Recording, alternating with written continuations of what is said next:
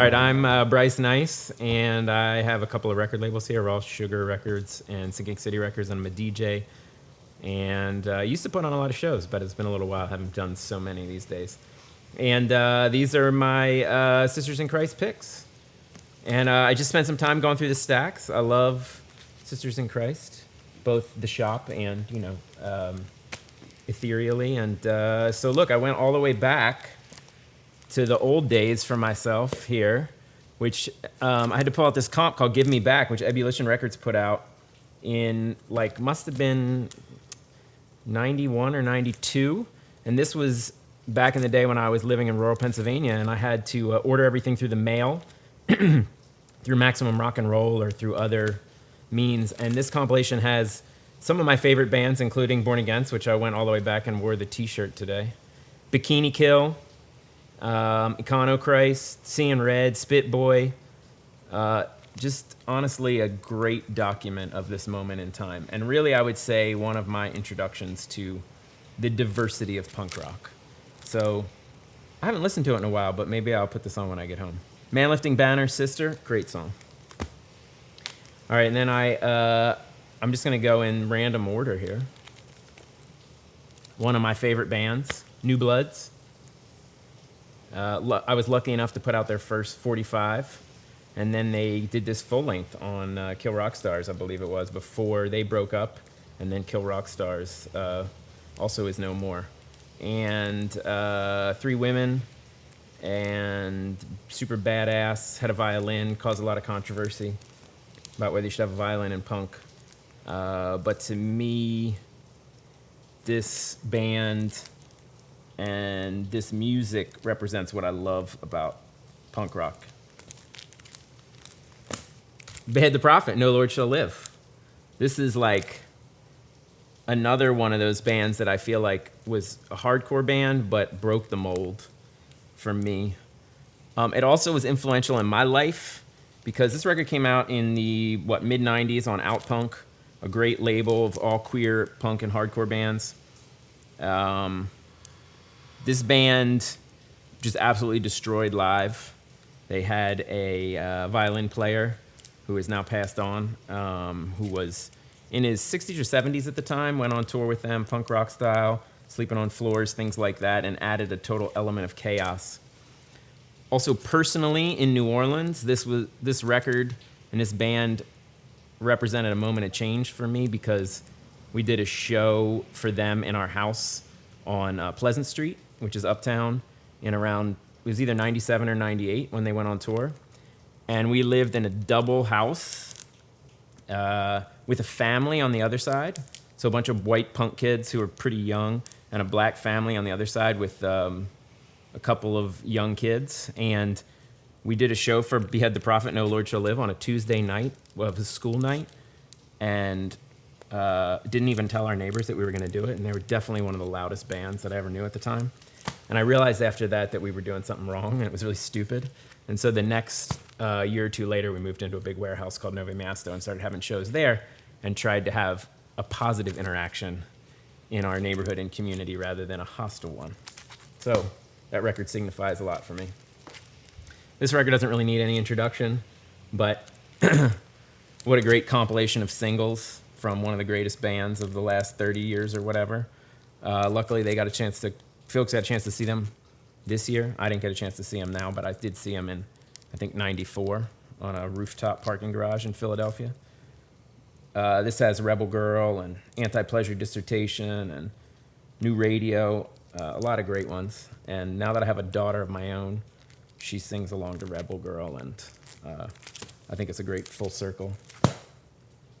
I got a big stack here, so we're gonna keep going. This record was the record that I searched for years, and luckily it's been reissued, so you don't have to search for it anymore. It was a total, I'm really going in the 90s here, this was a total 90s hardcore record, Man is the Bastard, split with Bleeding Rectum. Both sides of this record are killer, and it was really around the time of the Iraq War that Man is the Bastard was doing splits with like every band, kind of like Thou does now, actually. But their cover art was a lot more brutal. This one's fairly tame. This record, I love this record. It was originally released, it was really hard to find, and I went crazy trying to get it. Now it's really easy to find, so. take it all the way back to the 80s for the Wipers, Greg Sage. I don't think I really need to say too much about this. In fact, I'm going to pull out a couple other great 80s records while we're at it. Saccharine Trust, Pagan Icons. Actually, I'm going to take these out of here. But both of these are classics of the genre. I feel like folks maybe know them already. I was also looking for Minutemen Double Nickels, because these were all influential records to me when I was young, particularly Double Nickels. All right, now we're going to go a little bit, let's see. Wait, we're going to go local here. This is one I'm super biased on. Special Interest. Incredible band. And I wanted to feature their new record, because I put out this record, so of course I think it's great. I think they're great. I love this band. It's like, to me, punk rock is best when it's dangerous, and I feel like Special Interest is dangerous in a lot of ways, and challenging white male punk dominance, and not dominance, but the perception of that in punk rock. And the music is intense, and they're beautiful people. So I love this record. They just put out a new record, so I'm not telling you that this is a great record, yes, but also the new record, which is not yet on vinyl, but I'm excited to pick up my own copy. So I forget what it's called. Does anyone remember? The Passion of Special Interest. So I think it'll be out on vinyl in the next month or two. And I picked another local band, which actually not everyone still lives here, but because this band, PATSY, who you probably know, well, you may know, they put out a bunch of 45s and this great 12-inch on La Vida and Mus. Just awesome. To me, when one of the previous bands for this, which actually was also on my label called Necro Hippies, was like a moment of change for me where I felt like there was so much great music coming out right now. And PATSY represents that. I'm going to go to a little bit of an odd one here. I was just reading about this sort of moment in time in early 90s when there was a big conflict around sort of straight edge versus like what is real punk. Then folks started getting into Krishna, and then folks were really challenging whether Krishna had a place in punk because of religion not having a place in punk, and it was a controversial moment. So I feel like this band is similar to that for me, because straight edge boneheads from New York and New Jersey and Pennsylvania, where I grew up, were sort of a constant source of frustration for me, but also musically I love a lot of it. So this Judge album sort of represents that for me. I love this record, and really the Chung King Sessions, if I had to pick one, is the top. But it's also being straight edge. It also represents a sort of a lot of mixed feelings for me, because a lot of macho bullshit. But I have to admit that I love these riffs. And in no particular order, I picked this one too because this is another compilation from back in the 90s that was really influential to me and features a lot of bands that I saw at the time and listened to a lot.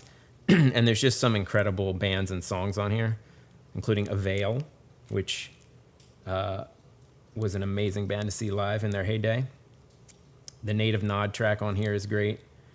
And this, really the top track on here, I think, is Rorschach, 21st Century Schizoid Man cover of a King Crimson song that I used to play on my World of Punk show here in the 90s all the time.